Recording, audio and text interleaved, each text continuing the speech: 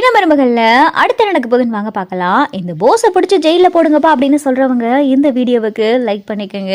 இவன் நம்ம கழுத்துல தாலி கட்டிடவே கூடாது. கொஞ்சம் கூட வெக்கமானோ சூடு சொரணம் எதுவுமே இல்லாம பல்ல காட்டிட்டு காவியா கழுத்துல தாலி கட்டுறதுக்கு பார்த்தா போஸ் தயாரா உட்காந்துருக்கா. சேதுவும் பார்த்தா இங்க அந்த வைத்தியர் பொண்ணையும் பார்த்தா கூட்டிட்டு வந்துகிட்டு இருக்காரு. ஐயர் பார்த்தா தாலி எடுத்து கொடுக்க போகையில அப்பதான் ஈஸ்வரி, ஐயரே அந்த தாலியை எங்க மாமா ராஜாங்கத்துக்கிட்ட கொடுங்க, மாமா நீங்க தாலி எடுத்து கொடுங்க மாமா அப்படின்னு சொல்லி ஈஸ்வரி சொல்லவும், என்ன ஈஸ்வரி ஐயரே கொடுக்கட்டும் அப்படின்னு சொல்லிட்டு ராஜாங்க சொல்லவும், ஏ மாமா நீங்க கொடுங்க மாமா, உங்க தலைமையில இந்த கல்யாணம் நடக்கணும், நீங்க தாலி எடுத்து கொடுங்க மாமா அப்படின்னு சொல்லி ரொம்ப நல்லவா மாதிரி ஈஸ்வரி சொல்லவும், ராஜாங்கமும் பார்த்தா தாலி எடுத்து இங்க போஸு கையிலையும் கொடுக்குறாரு. போஸும் பார்த்தா கையில தாலியை வாங்கிறான். இவன் நம்ம கழுத்துல தாலி கட்டிடக்கூடாது, சரியா நம்ம போட்ட திட்டம் நடக்கணும் அப்படின்னு சொல்லிட்டு காவியா நினைச்சுக்கிட்டே இருக்கையில ஒரு பொண்ணு பார்த்தா இங்க வீட்டுக்குள்ள கதறி அழுதுகிட்டு ஓடியாருது.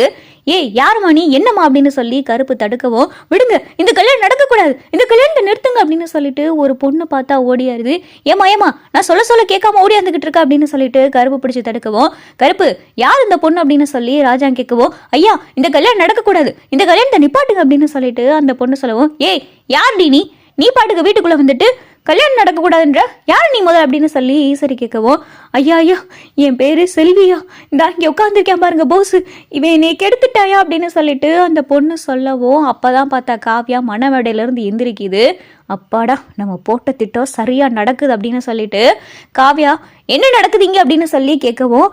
அம்மாடி காவியா இங்க என்ன நடக்குதுன்னு எங்களுக்கே தெரியல, ஏய் யார்டி நீ, உன்னை யார்டி அனுப்புனா, என்ன இங்க வந்து நாடகம் நடத்திக்கிட்டு இருக்கியா, இந்த கல்யாணம் நடக்கக்கூடாதுன்னு உனக்கு யாரும் காசு கொடுத்து இப்படி சொல்ல வச்சாங்களா அப்படின்னு சொல்லி ஈஸ்வரி கேட்கவும், ஐயா இவங்க சொல்ற மாதிரி எதுவும் கிடையாதுயா, இந்த போஸ் என்னை கெடுத்துட்டாயா, என்னைய காதலிக்கிறேன்னு சொல்லி நம்ப வச்சு நம்பிக்கை துரோகம் பண்ணிட்டாயா, இப்ப அவனுடைய குழந்தைய வயிற்றுல வளர்ந்துகிட்டு இருக்கியா, எல்லாத்துக்கும் காரணம் இந்த போஸ் தாயா அப்படின்னு சொல்லிட்டு அந்த செல்வின்ற பொண்ணு சொல்லவும்,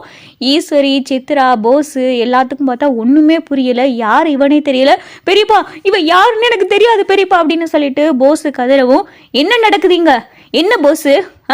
ஒரு பொண்ணை கெடுத்துட்டு எப்படி கொஞ்சம் கூட உனக்கு மனசு உறுத்தாம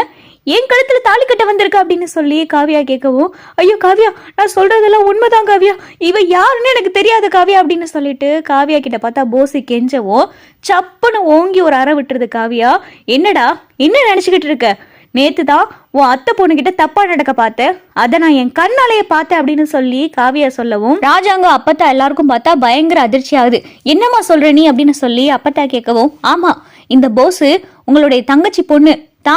தாமரை கிட்ட இவன் தப்பா நடக்க முயற்சி பண்ணான், அந்த நேரத்துக்கு நான் ஏதோ சரியா வந்ததுனால அங்கே எதுவும் நடக்க விடாம நான் பார்த்துக்கிட்டே இவன் லட்சணம் என்னான்னு எனக்கு தெரிஞ்சிச்சு. இப்ப என்னன்னா இந்த பொண்ணை கெடுத்துட்டு இப்ப என் கழுத்துல தாலி கிட்ட வந்திருக்கான், இப்படிப்பட்ட ஒரு பொம்பளை பொறுக்கியவா நான் கல்யாணம் பண்ணிக்கிறனோ, என்ன சார் என்ன நடக்குது உங்க குடும்பத்தில் அப்படின்னு சொல்லிட்டு காவியா பார்த்தா ராஜாங்கத்தை பார்த்து நாக்கப்படுங்கிற மாதிரி கேட்கவும், இங்க பார்த்தா ராஜாங்கத்துக்கு கோவம் வந்துடுது. என்ன ஈஸ்வரி என்ன நடக்குறீங்க அப்படின்னு சொல்லி ராஜாங்க கேட்கவும், ஐயோ மாமா எனக்கு ஒன்றும் தெரியாது மாமா, இந்த பொண்ணு யாருன்னே தெரியாது, என்னடா போஸ் நீ பார்த்து வச்ச வேலையாயுது அப்படின்னு சொல்லிட்டு இங்க ஈஸ்வரி பார்த்தா கண்ணாலேயே போஸை கேட்கவும், அம்மா எனக்கு ஒன்றும் தெரியாதுமா அப்படின்னு சொல்லிட்டு போஸும் பார்த்தா கதறவும், ஐயா எல்லாத்துக்கும் காரணம் இவன் தாயா, என்னை நம்ப வச்சு ஏமாத்தி இப்ப இன்னொரு பொண்ணு கழுத்துல தாலி கட்ட வந்திருக்காயா அப்படின்னு சொல்லிட்டு அந்த பொண்ணு பார்த்தா கதறவும், இங்க பாருங்க நான் உங்ககிட்ட ஒண்ணு சொல்றேன், இப்படிப்பட்ட பொம்பளை பொறுக்கியெல்லாம் ஊருக்குள்ள திரியவே கூடாது, இவனை பிடிச்சு ஜெயில போடுங்க, உங்க வீட்டுல இருந்தா அதுக்காண்டி இவன் என்ன வேணாலும் அட்டுழியம் பண்ணலாமா, இவன் தப்பு பண்ணிக்கிட்டே இருக்கான், இவன் ஒரு 6 மாசத்துக்கு ஜெயில இருந்தாதான் இவன் உருப்படுவா அப்படின்னு சொல்லிட்டு காவியா சொல்லவும், ராஜாங்கத்துக்கும் பார்த்தா கோவம் வந்துருது. சன்னாசி போலீஸை கூப்பிடு அப்படின்னு சொல்லிட்டு ராஜாங்க சொல்லவும், இங்க பந்தோபஸ்துக்கு பார்த்தா போலீஸும் வந்திருக்காங்க.